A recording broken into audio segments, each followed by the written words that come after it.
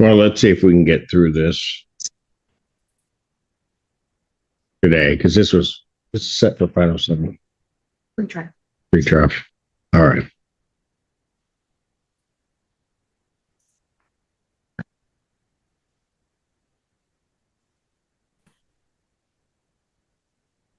Okay, I think the last place that we were at, Miss Norman, you were there though? I am here, Your Honor. Okay.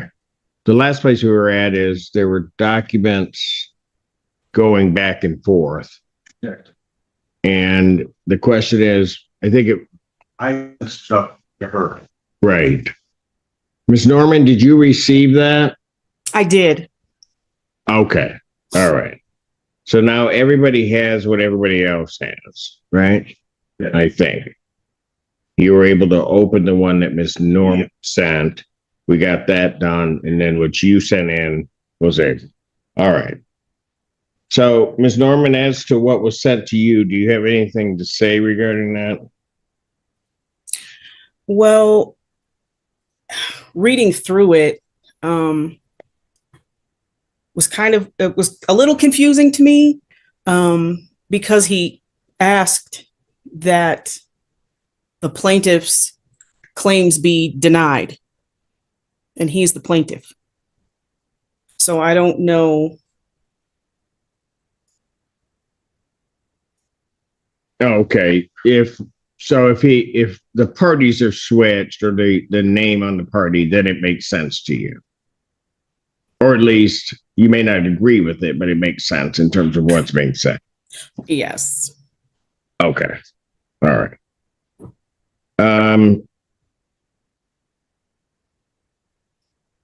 I guess, and Mr. Stanford, I'm going to just ask this. Your court, in looking at it, believes that there was a what? Let me rephrase that. Strike that out. Why do you believe that the resolution of the last case didn't resolve these issues? Can you speak of that? Why do you believe that the resolution of the last case did not resolve these issues? Because she still occupied the property. I had no idea what damages or condition the property was in until after she moved out. In that consent agreement, there was the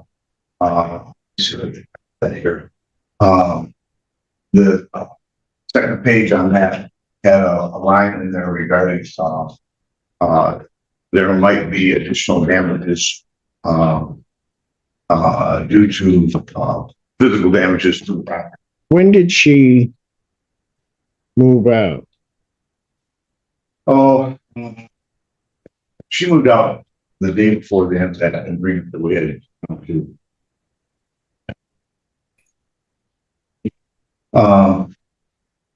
She was going to move out by before the 31st of October, 2024. And she did that. She did, right. She complied with that part. And then, So just look, go ahead. So November 1st, I went in and did an inventory, and the pictures you saw that I've submitted to the court is what I saw when I walked in through the house on November 1st. All right. So how much was her security deposit? The security deposit that I was holding was I believe it was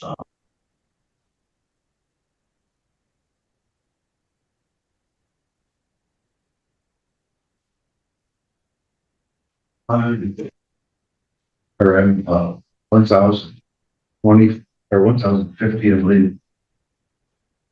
Okay.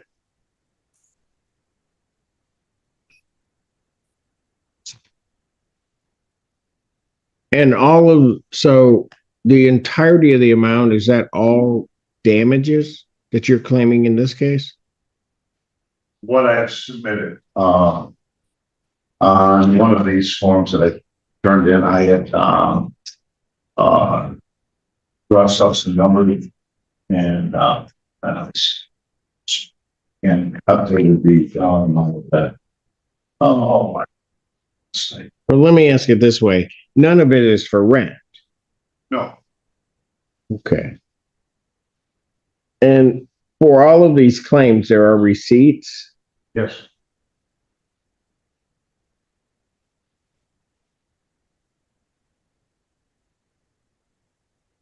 And remind me, how long was she in the unit? You say again? How long was she in the unit? How long she was in the unit? She was in the unit for, from, from 3/23/24 and till October 31st.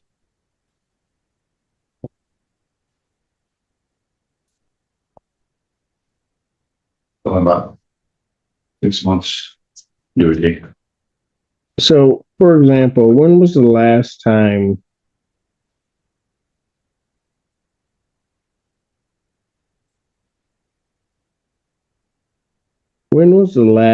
the unit was painted before she moved in?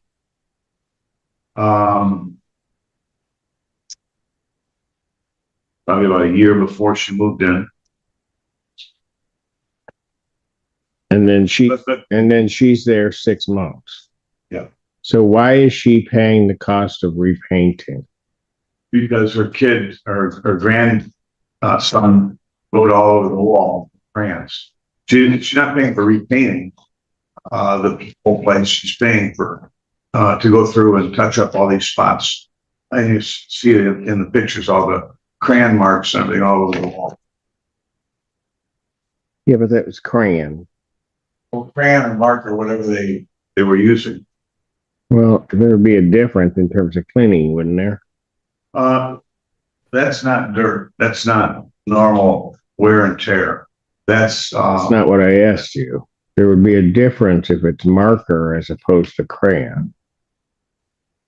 well, I'm not sure what it was, but I tried cleaning it. It would not clean off.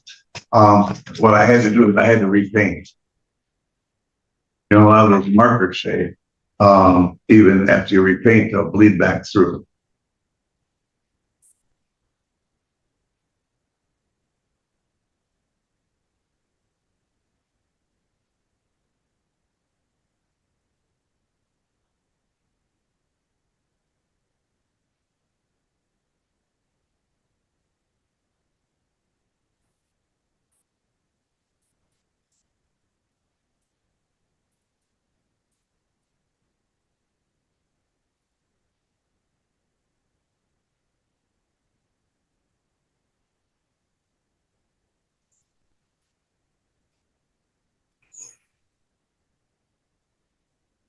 So I'm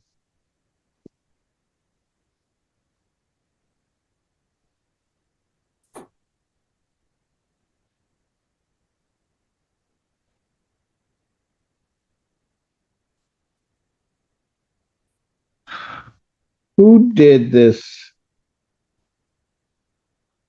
Um,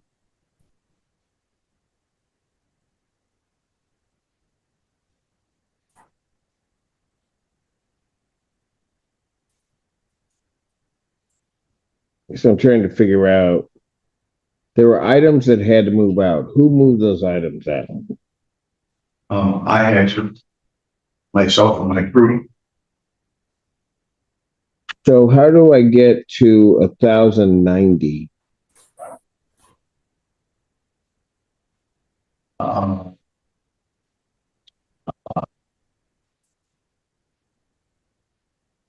Oh, you're looking at it, okay. That was, well, let me review it. Well, that was the labor involved to, I had a total of 10 and a half hours of moving that stuff out, loading it up, hauling it away, dump fee on that. So what was the hourly rate you charged? What we have had agreed to in the lease was $100 per man hour. Yeah, but what were your actual hours? The hours, well, I mean, probably about 10 hours.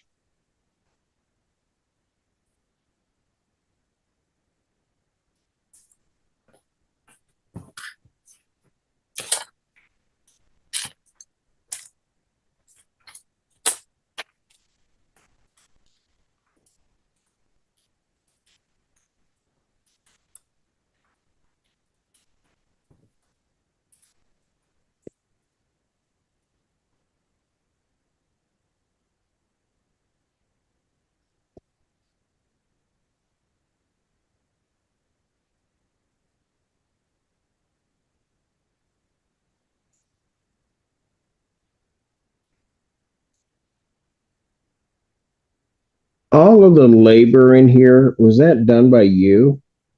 Not me, or some of it was done by me personally, but most of it was my people that work for me. And they're going to testify as to all of this? Pardon me? They're going to testify as to all of this? I did not plan on having them testify, but I could, or one of them could. The other one has moved to California. I can provide. Where were these doors? See, I'm going to tell you right now what I've got a problem with. One of the problems is the time it's taking to do these things. The time it takes to what? To do these things.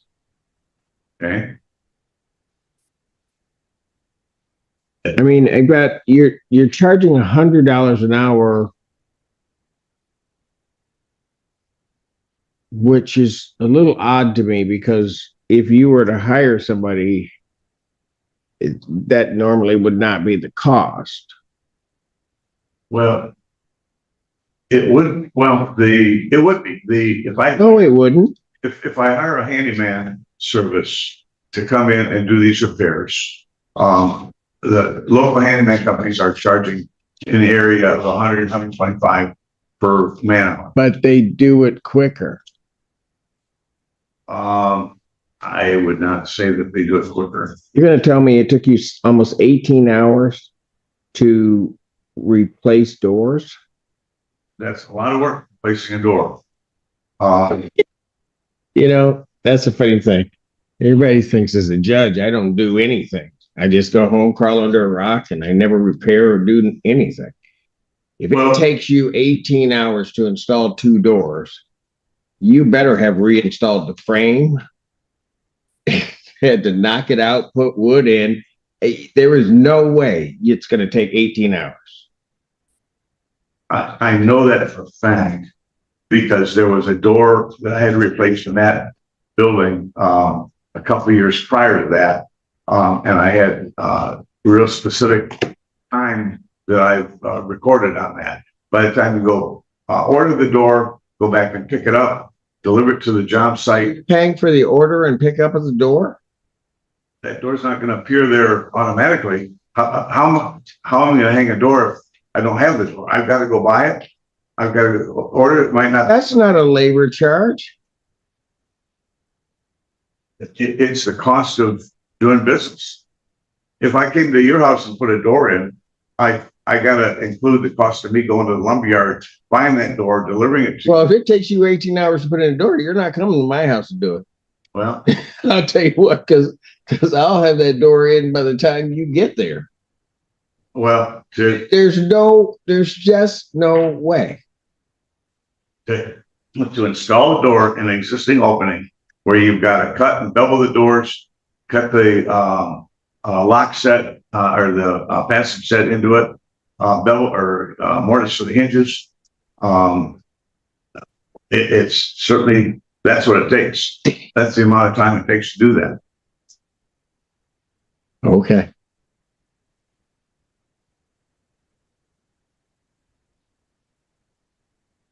$100 an hour, but you're not a professional at doing. I am a professional. I'm a licensed builder. I've been doing this for over 45 years. And it takes you 18 hours to put in 2 doors. That's the amount of time to be involved. Okay. All right. No, you'll just get left to your proofs. Because that is an incredible amount of time to do that. How were these 20 bulky items taken away? They were hauled away by truck by a fellow that works for me. It took 10 hours to get all this stuff out. That's the amount of time we had in that portion of it. I don't know what that means. Well, what are you specifically asking about? The items that she left behind? Yes. All right. We had to pull all that out of the house. I had it in the garage for a while. We go on having to load it in the truck, haul it to the dump or the recycle, location. Well, how long did it take you to get it out of the house? Well, that was the amount of time I had involved. How much time did it take you to get it out of the house?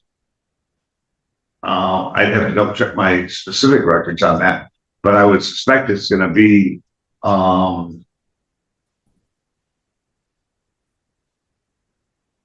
to 3 man hours to haul this stuff out of the basement, out of each of the bedrooms, and getting it out of the house into the garage.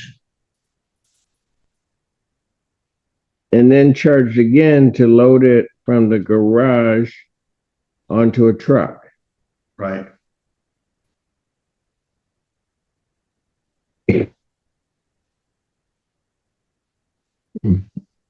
Doesn't it seem to you it would have taken less time if we're charging by time? That if you take it out, put it right on the truck, you save time. If I have a truck ready to go to the dump, that would make the most sense. But yes, it would.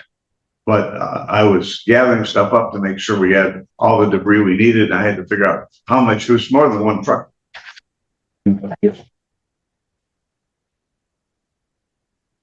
Maybe you're not understanding what I'm saying.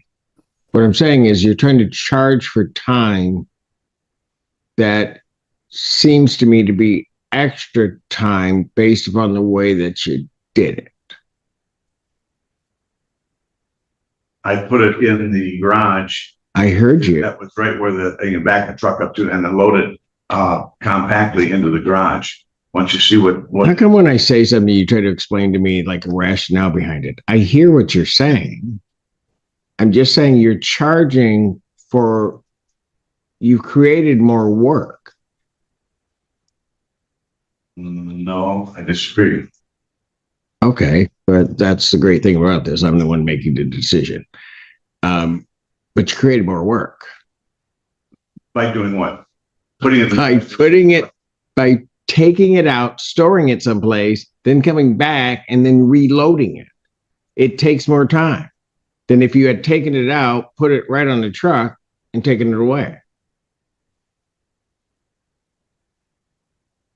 It's a minimal amount of difference. The garage is right next to where the house and driveway right where we can back the truck up to. To pack that truck, compactly, you want to see what you've got, what you got to put into that truck. You can't just randomly start throwing stuff in the truck. You'll never have all your stuff in there in a efficient load. I've been doing this kind of work for 50 years and not very well if you're doing it this way. Well, I'm done with you. Don't say a word to me. All right.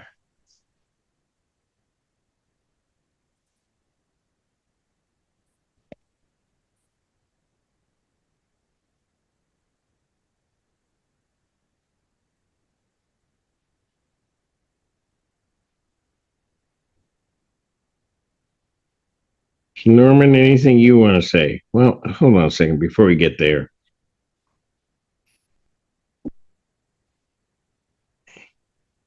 How is the plumbing her fault? What's the question? How's the plumbing parts her fault? They had a bathtub that was backed up.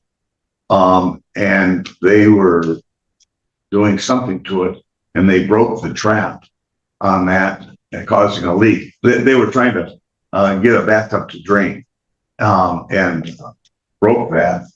And I had to go back in and fix a bunch of drywall that got damaged and fix the plumbing that they had from the leak that they caused. Was there an inventory move-in sheet? Yes, there was.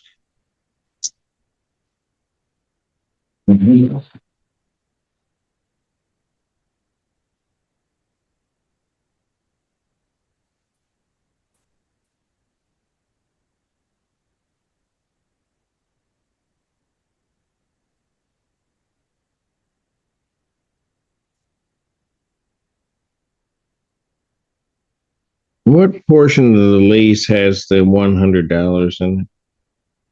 Pardon me? What portion of the lease has that $100 labor charge? Which I'm not sure is legal, but go ahead.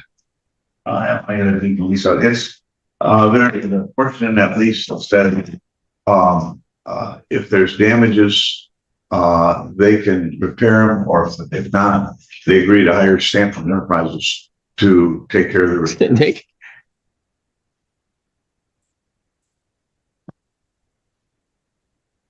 So in the lease, the tenant agrees to hire your company. Say again.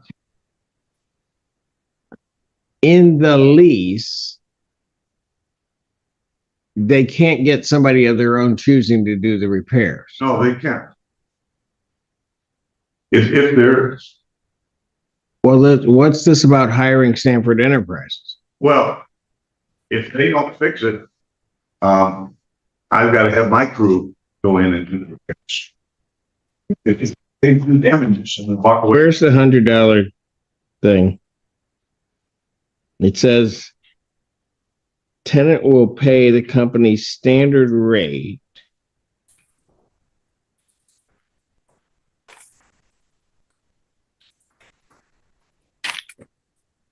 Current rate is service and trip charge of $50 plus $100, right?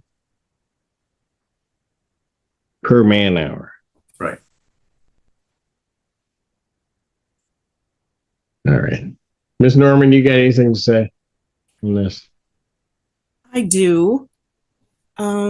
So just kind of going back to how when the case started and that last case that we had the consent order for, he talked about I believe he's talking about number 6, the defendant may be liable for damages.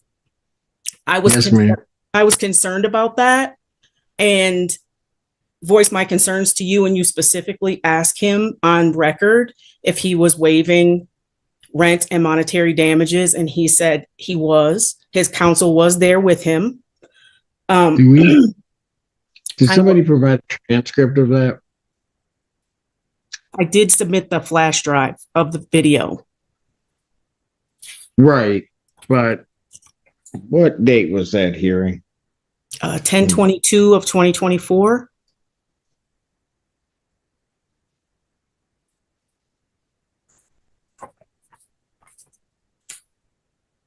We're running what? We were running jabs, weren't we? Pull up our copy.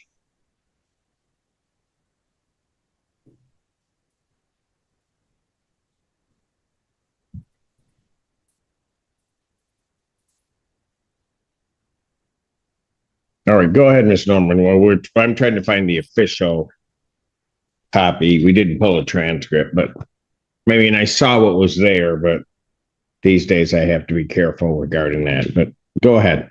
What else were you saying? So I did want to point that out, that he did waive those things. Also, what got us into court was because the property was damaged in the first place. And I did ask the court if I could reopen my case since Mr. Stanford was bringing this back into your court. And at the time you denied it, and there's photos of the damages that were on the property. I'm sorry, I didn't hear you. Up on move-in. Correct. And I called the township myself for the inspection, and the house was inhabitable. So there was a lot of things he had to fix, and then he didn't have that certificate of occupancy as well. The certificate of compliance he didn't have. Oh, compliance. Okay. No, No, that's- he did not. My deposit was $3,500. Let's see. And he's talking about this big plumbing issue. I called him the moment that started leaking. I don't even believe we were in court at that time. And he came there and I asked him to remediate that water, or if he had a shop vac, and he said, "Don't you have a mop?" So that was a whole thing. But I was not trying to fix that. I'm not a plumber. I called him immediately. I'd like to just address quickly the amount of monies he's trying to charge me for. Hold on a second, Okay. Stormy. I now see that. What? How much was the monthly rent? I just got to update myself on that. The monthly rent was 3,300. So, in all of your, I'll come back to you in a moment, Ms. Norman. Okay. In all of your estimates,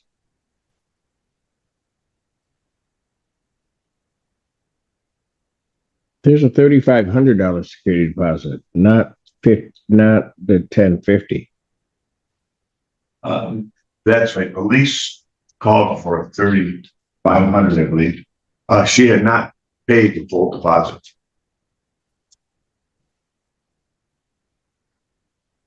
So why did she move in? Well, she wanted to move in. I gave her a break. And why wasn't the lease changed to reflect that? Well, she had agreed that she was going to get caught up and pay the difference on that. By when? Well, we had. Is there anything in writing to that effect? We have agreements that. Was there anything in writing to that effect? Don't know that there was some printed things that communications that we had back. Okay. If you want to play semantics with me, we can play it all day. Okay. If you want to play semantics with me, we can play it all day because I bet you I can beat you. Do you have a signed writing indicating anything about that security deposit that's different from what the lease says? I have records showing what she paid. I don't have a written agreement of what transpired. So the answer to my question is no, I do not have that. No.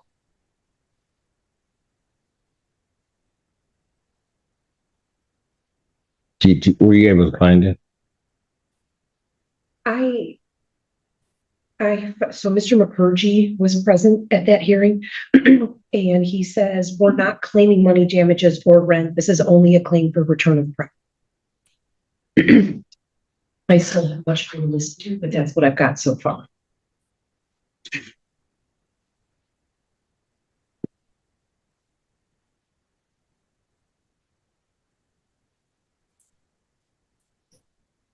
That was on which case? That was on the first case, correct? I get why he says that, though. All right. No, I may need a transcript of that proceeding then. Prepared. Okay. Okay. All right. Miss Norman, I interrupted you. You go ahead. What else did you want to point out? The deposit, and he's making claims that the furniture, removal of the furniture, he calls the city to have that removed for free. Because when I moved in, there was furniture sitting in the driveway, and he informed me that these bulky items, all you do is call and they remove them for free. So I'm under the impression that that's what happened in this case as well. I did try to call, I did call and talk to Cindy at the township office, but they don't keep records. So Right.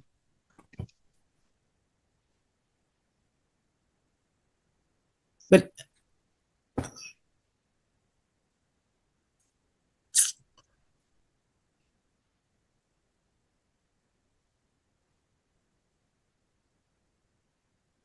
I didn't see any receipts in all of the items that he sent me I either. didn't, but I see these punch something or other, but I couldn't read them. I don't know what that's about.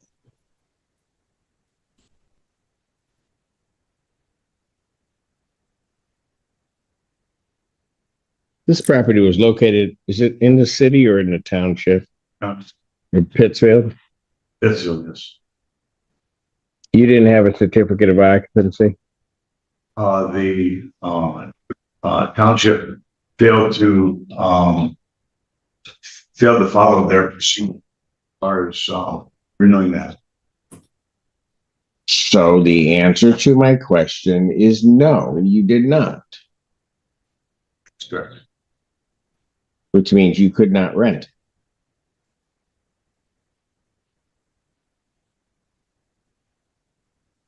When she first gave me, Which means, correct me if I'm wrong, that you could not rent that property. technically by law, That's what I deal with. I You know, you can call it technicality all you want. That's what I do. and Your Honor, I don't believe that the failure of the township to do the what they are statutory. You may have a claim against the township, but if you don't have the certificate of compliance, you can't rent it. And I wasn't aware of that when we signed the lease. Okay. So how much rent did she pay you? Because if you can't rent it, you can't charge her rent. I submitted some information on how much she paid for it, and I just did that information up here.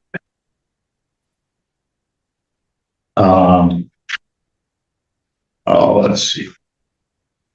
Well, she paid $4,000 on 3/21, and it's the C of O was valid at that point in time, or C, I guess technically. And again, I don't have that right here in front of me up to date. You need those numbers. Well, wouldn't it seem to you if you can't charge rent, and you can't rent it at that point in time, that you might owe her money?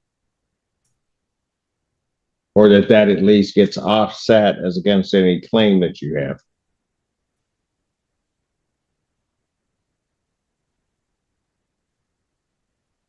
Is that question or? Well, it might I be a didn't- statement. If I make it a statement, we're done here.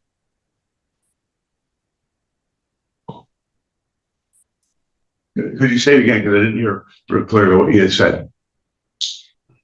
Monthly rent was about 3,000 something. 3,300. Okay. If she paid rent to you at a point at which you can't rent the property nor take rent, then wouldn't you owe that back to her? I don't think the burden should be on me for the failure of the township. Again, you might have a claim against the township, but you don't have a claim against her.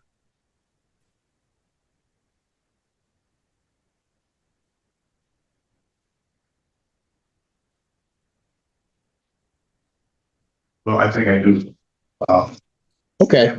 All right, then you keep thinking that. Here's what we're going to do. Ms. Norman, you're not intending on being out this way anytime soon, are you? I can be.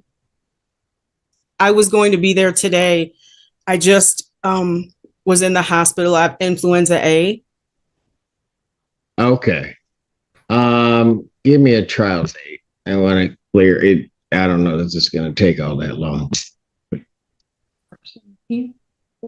April 20.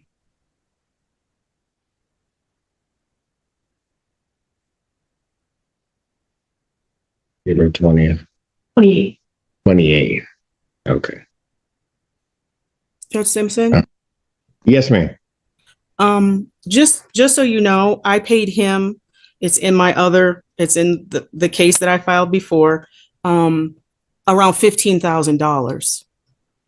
And all my money orders are there. Everything is there. But just so you know. In the previous matter, right? Yes. Yeah, I know that based upon my memory of the previous case, you paid the money. That's not my issue. My issue is monies that you paid that maybe you shouldn't have paid. And what I'm suggesting to Mr. Stanford is that may offset any claim he has. Okay.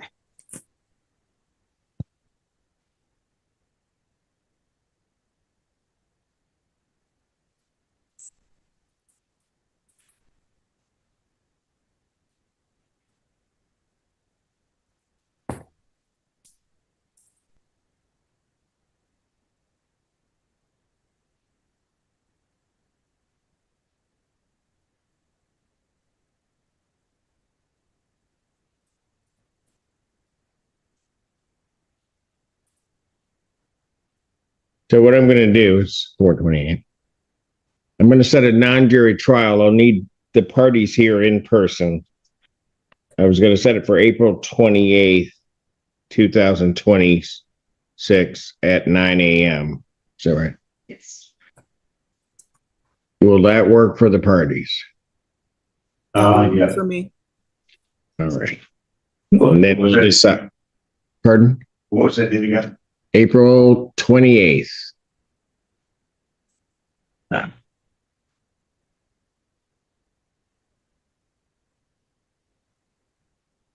April 28th at 9 a.m.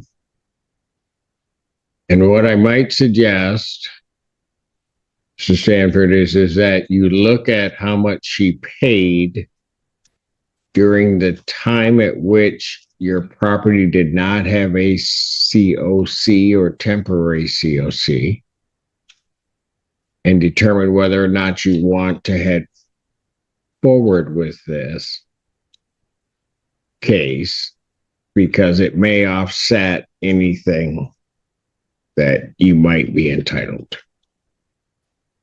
Understand. All right. Anything else from either side? No. Oh, thank you. All right. Thank you.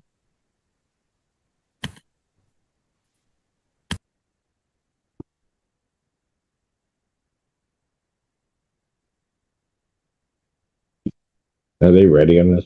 My understanding is yes. Hasim Yasmin versus Shannon Somerville.